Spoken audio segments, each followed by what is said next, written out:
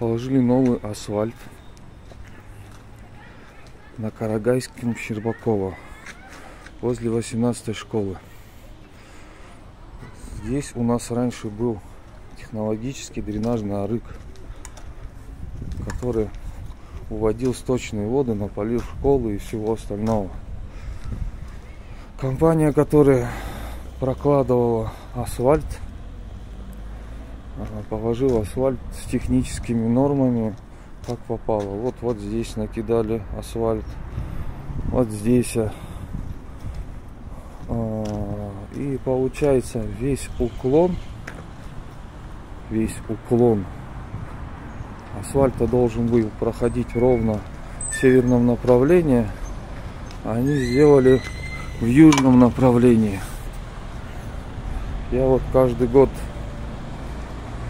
чистил арык, и у меня проходила вода.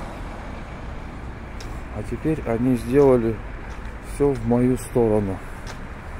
Все сточные воды теперь будут у меня во дворе. При этом они засыпали это все. Здесь были трубы, проходил арык. Здесь были трубы, проходил арык.